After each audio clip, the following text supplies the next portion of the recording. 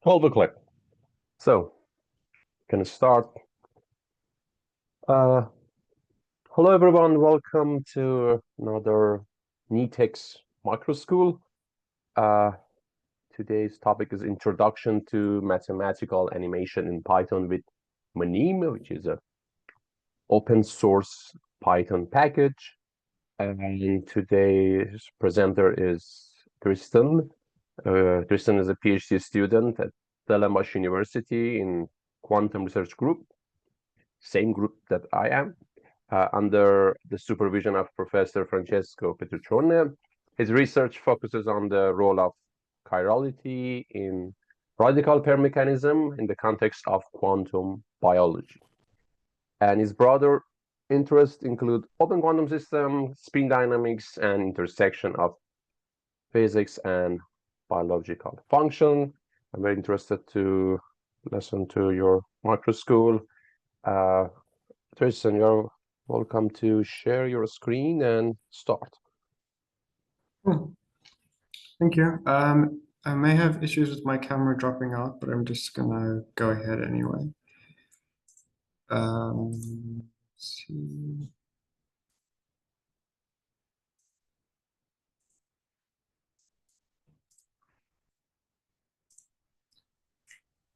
Yeah, so my aim for this micro school is to just give a bit of an introduction to Manim for those who might not know what it is, or if they do know what it is, and a little bit of like how to use it. So I'll just go through initially what is Manim, just what makes it kind of special, why does it stand out, what's the point of having a micro school of it, just a little bit then on the installation. And then I'll give a bit of a rundown of some examples and how the process works in these scenes and these videos. And then at the end, there's some resources that are pretty helpful, kind of if you're interested after this micro school. So what is Manim? Yeah, so it's a open source Python package originally developed by Grant Sanderson, who has a YouTube channel called 3 Blue 1 Brown. And they've become kind of popular in creating these sort of mathematical animations on YouTube. There is two versions of Manim, just important to note out. So there's the original version that Grant uses on the YouTube channel that is developed by him and is constantly developed by him, but it's not necessarily well documented. So what I'm going to be speaking about more is the Manim Community Edition, which is a sort of more better documented, more maintained library that's a lot easier to kind of get into Manim with. What makes it special? So in a way, it's a presentation tool, but not quite like Canva and PowerPoint. So here I'll show you guys how to make some animations and some plots and things. But it differs where these animations are going to be sort of algorithmically generated. So we can illustrate mathematical concepts and relationships rather than just sort of movement animations like we would in sort of Canva or PowerPoint. So we're going to have a lot of control over the shapes, the movements, and the functions of the objects that we're going to animate. So for the installation, I would recommend installing on Conda. It just has all the dependencies kind of built in, but I will share the installation page that Manim, they give a really nice kind of detailed tutorial on how to install. So there is other options, but I'll be using Conda. And then I'm going to be using VS Code as well, just to kind of as the editor. And in VS Code, there is two extensions that I would also recommend, the Manim side view and the Manim viewer. They both kind of do the same thing, and I'll give a little bit of a better explanation in a bit. But something else that you'd need to install locally as well is LaTeX. So to get any of the text or mathematical equations, Manim does use LaTeX to animate the stuff. So just before I go into some examples, so each animation or each little video is going to be a class that is a scene. And inside that scene, we will have a constructor method that will build our scene for us. And inside that constructor, we will have these mathematical objects or mobjects. So there's a whole bunch of pre-built functions in Manim, so it kind of just makes the workflow a bit easier. Yeah, so I'll just hop into VS Code. So I just want to confirm you guys can see my VS Code now. Yes, but can you zoom in a little bit? I'm not sure how to do that on VS Code. Control plus, maybe? I'm not sure. Yeah. Okay, that might Okay. give me an issue with the viewer, so we'll see how that goes. Oh, okay. Oh, we need that side as well. We need the right side. Yeah. Yeah. Okay. So just for a first example, I thought we could use some from the Manim website and we'll build the Manim logo, right? So these are the scenes, this class. So each class is going to represent sort of a different video segment. And then we have the constructor method I spoke about. And then inside here, we're going to create these objects. So this is just a bit of a pre-setup with just some colors for the Manim logo that I have present. And then this is just what we're going to be working towards. So initially, so we'll start by just getting something onto the viewer. So I'm just going to be creating this object, and for the first object, I'm going to be using this NITheCS object. So that's how Manim calls its text. And I will use this LaTeX M. And then how we add that to our scene, we'll go to our self, add, and then we add our object. So this is, so we can run this Python. We'll run terminal.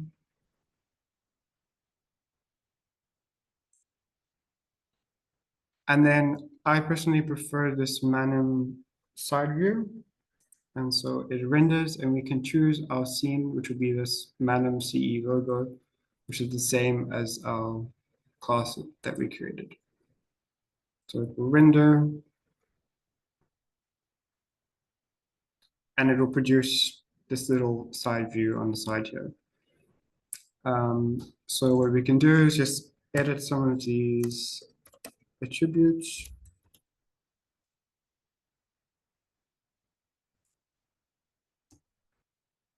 And change some of the scaling. So now when we rerun this, we don't necessarily need to rerun the side view. You can see it pops up on the side. Then what we can add is some of these built-in objects. So for instance, if we want to add in a circle, we have this predefined methods in Manim. So we'll change the color.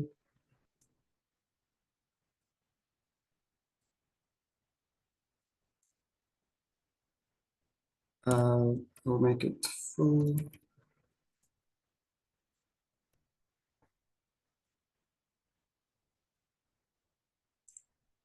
So now when we run this, we're not going to see anything because we need to add it to the scene. So if we don't add it, we won't see anything appearing in the side view.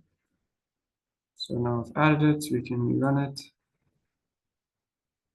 And we see the circle appears. So it adds these objects in order. So if we change the order, we put the circle first. We'll see now that the circle appears behind the M. And so we also have the option to shift some of the stuff around. So if we take our M object and we want to shift it, so say 2.25, and then Manim has these built-in directions. So we have left, and then we can also move it, say maybe 1.5 Manim units up.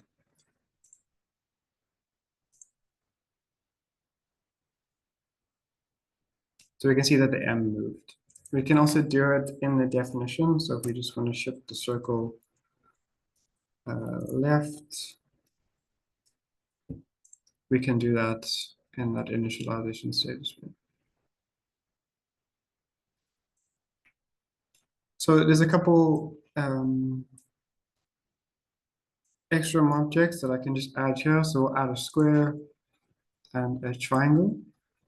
And then what we can do as well, instead of adding all of these individually, we can build this logo group.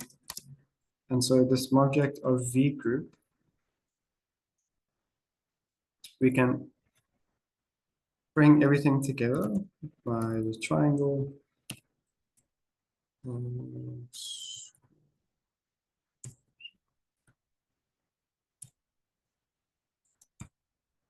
And then now when we want to call this logo, we just bring it all as one.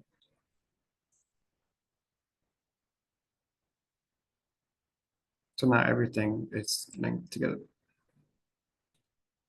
And then we can also interact with this group as one object. So if we want to move it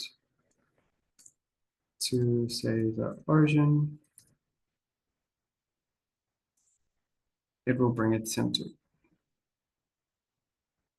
So this is the basic overview of how Manim is working. Just we can make sort of these static images by bringing in, we have a class, this is a scene. So this is our scene that we've created. This constructor is just telling Manim what to add to our scene. And we have these different objects that we can insert into the scenes. So another, just a quick example, we can create sort of a point and vector arrow. So we have more objects like a dot or an arrow.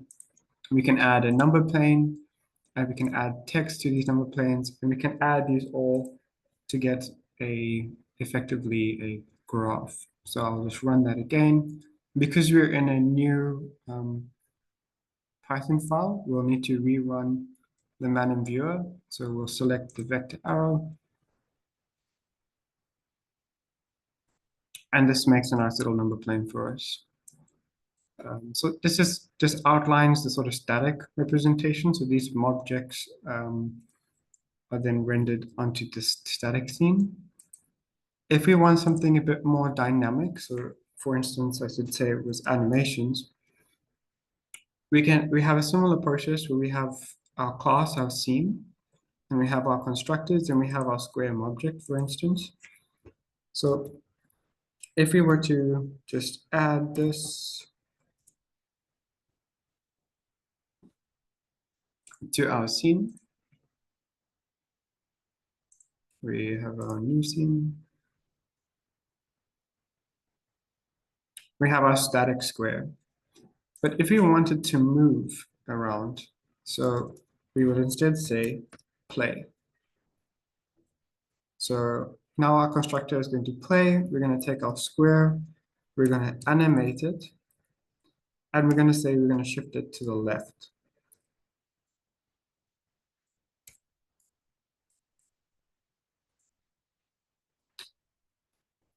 So now our constructor is not adding to our scene, it's going to be playing our scene. So when we rerun, okay, yeah. So now we can see that we have a video now, and we have our square that's moving to the left. So for each movement, for each object or group, we'll need to create another constructor. So we can say self-play, we're going to have the square again, we're going to animate, and we have a couple different options. So here, the next one, I'm going to change the color. And I'll just change it to one of the built-in colors. So now it should shift left and then change color. Simple as that. We can also change the scale of the objects.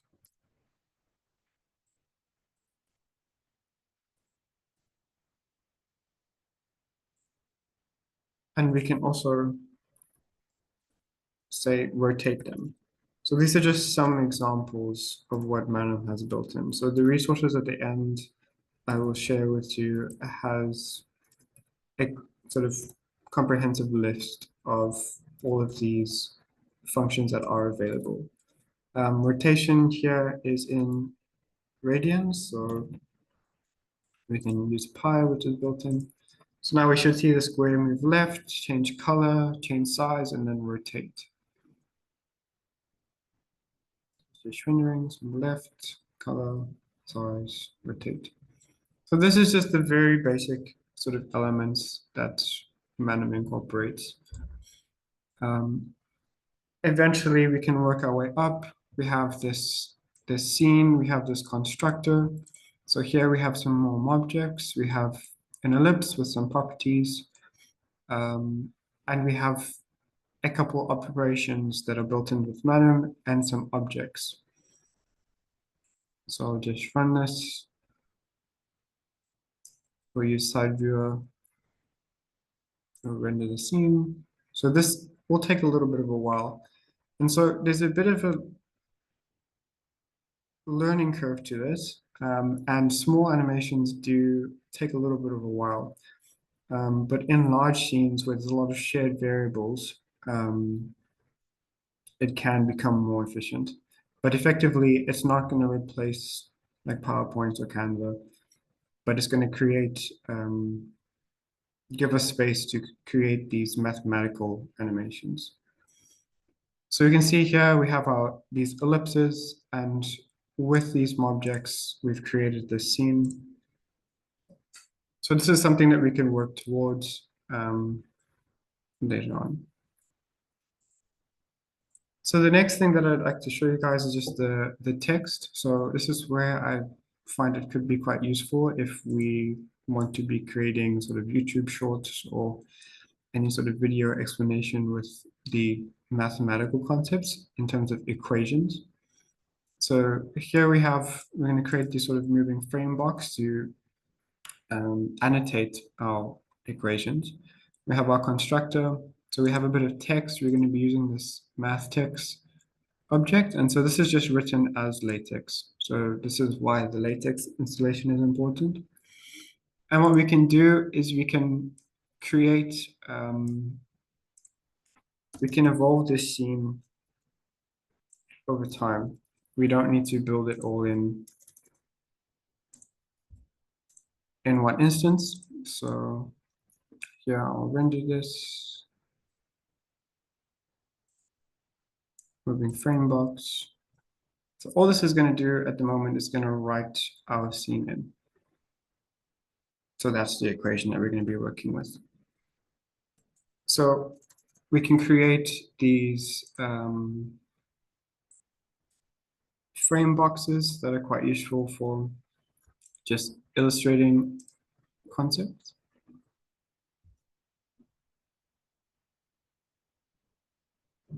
So you can see here we've created the text, we've written it, and we're introducing more objects as we go. So we've created this frame box, and now we've got this self-play, we've got create. So just one of the built-in functions. We can also delay animations. So here we have this wait if we just want to pause while we're doing enumeration. And then we can do some transforms with the the objects that we have. So here it writes the text, it creates the surrounding frame box, and then it transforms the frame box into the new frame box.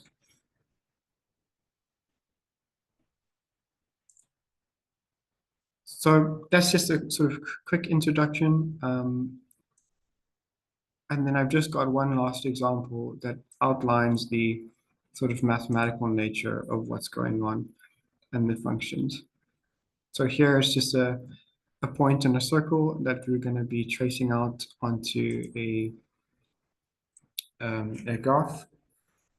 So something that would be quite challenging to do with Canva if we didn't have any algorithm outlining the animation.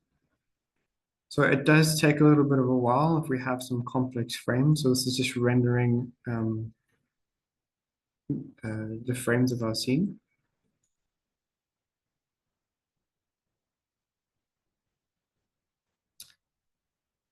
It should be done soon. While that's busy processing, the media that Manim produces, okay, the animation. So yeah, so we can see how it's algorithmically calculating the position of the line. It's not something that we have to manually animate. It's something that is calculated and pre-programmed. So these videos are then saved in the same folder. So I have this just Manim microschool, and it saves it in this media. And we can have our images, we have text, we have the different videos, and it saves these movies just in the folder where the Python code is. So there's just some quick examples, and then I can come back to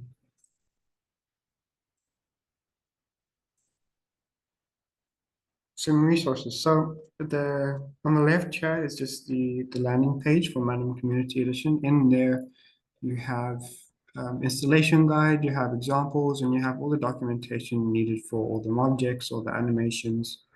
And it's really comprehensive and pretty much is everything you need to get started. This center one is a guide that 3Blue1Brown did for Grant's version of Manim, which is quite comprehensive and is a really nice walkthrough of a much more complicated mathematical sort of demonstration. And then on the right here is just the link to some of the example guides that I was just working through now. Yeah, so that's just everything that's worked through now. Hopefully it's a starting point if anybody wants to say create any YouTube content or kind of spice up their presentations or anything like that. Yeah. Thank you very much, Tristen. Thank you. It was very interesting. Specifically, I like the last example, the circle, and then the algorithm behind that. Okay, now we have time for Q&A. Okay, I think everyone has access to its microphone. Okay, you can ask your question if you have any question. Bruce. Yeah, thanks a lot, Tristen. And just a question about the 3D. If you're wanting to plot 3D surfaces or graph 3D functions, what kind of stuff can Manim do? Yeah, so we can introduce 3D axes. It's a little bit more complicated than what I was kind of aiming for with the video. But there's some really nice examples in the Manim example guide. So we can create 3D axes, we can create 3D surfaces, and we can interact those sort of with a camera around the axes. Yeah, so we can have, if we have any sort of 2D arrays or 3D, I don't know about 3D arrays, but 2D arrays, we can plot those as surface plots in Manim and interact with them visually. So it does have some capability of 3D animation. Yeah, thanks a lot.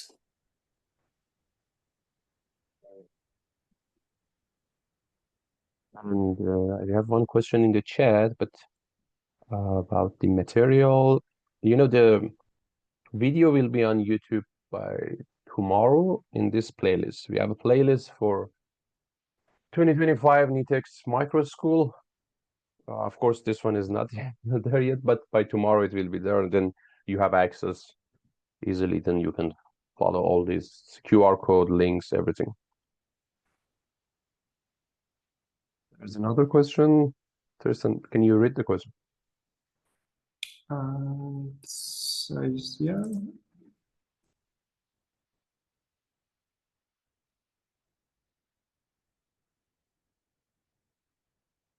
Yeah, so you can adjust the video resolution. There is a couple settings in that. Also, again, just a little bit more advanced. I'm not sure what you mean by single pixel, but we can change the output file formats and resolutions. I'm not sure what the max would be. Yeah, that's probably better outlined on the website.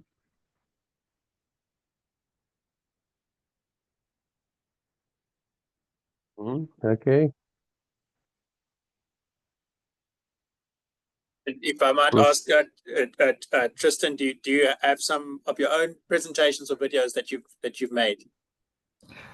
I don't yet. Yeah, I haven't quite got to that process yet, but it is my aim with all of this is to get to that point.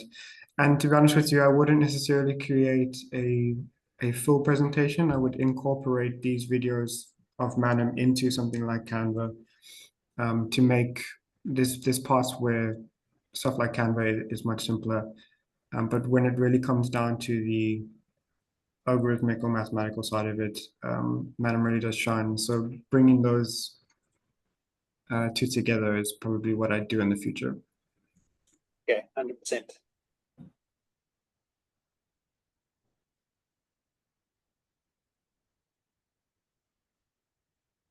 Do we have more questions?